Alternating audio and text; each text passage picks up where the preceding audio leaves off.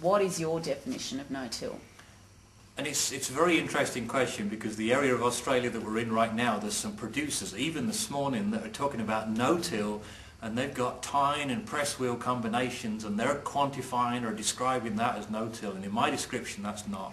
My description of no-till is zero, or as close to zero, soil disturbance as possible. So my definition would be using a single disc seeder, preferably properly configured and adjusted with optimum down pressure and everything else that you need. And we're basically cutting through soil and residue to position the seed in the ground, preferably into moisture, at a consistent seeding depth, closing that slot back up, retaining most of the surface residue on top of the ground. So we're not mixing, we're not incorporating residue, we're leaving the majority of the residue on the soil surface. So that would be my definition of no-till. It would need to be a disc seeder, not a tine press wheel type drill. Is that too purist a definition for where a lot of farmers are at with conservation agriculture? I'm not sure if it's purist, but I guess I just want to make sure that we're achieving what I call the essential elements for no-till, which is retaining residue on the soil surface. Obviously, when we retain residue, you're holding moisture under that residue, you're maximising the amount of moisture available to the growing crop.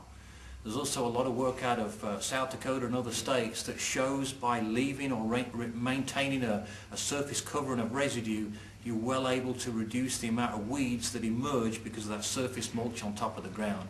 But it's all about soil quality. I mean, there's people out there that are well more qualified than I am, the Jill Clappertons, for example, of the world. They can get into huge presentations, excellent presentations about soil quality, but what we're trying to do from a mechanical perspective is to get that seed in the ground consistently, get consistent emergence per metre, per square metre of row, etc., so we can harvest maximum yields while maintaining moisture conservation.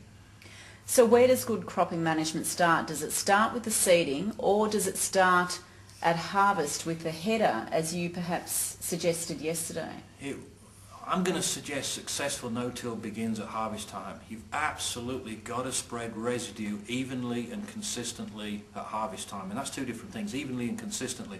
For example, some of the manufacturers will tout the ability to spread residue 40 or 50 feet, which is good, but what you frequently find, there might be a heavy band at each end of the pass that the combine makes through the fields, and you end up with light heavy bands backwards and forwards across the field, and then you don't get even a consistent emergence, because the more residue might help maintain more moisture within the soil to get the crop up out of the ground.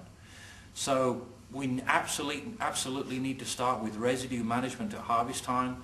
Different settings, different adjustments. There's lots of different settings and adjustments available, but that's where it starts.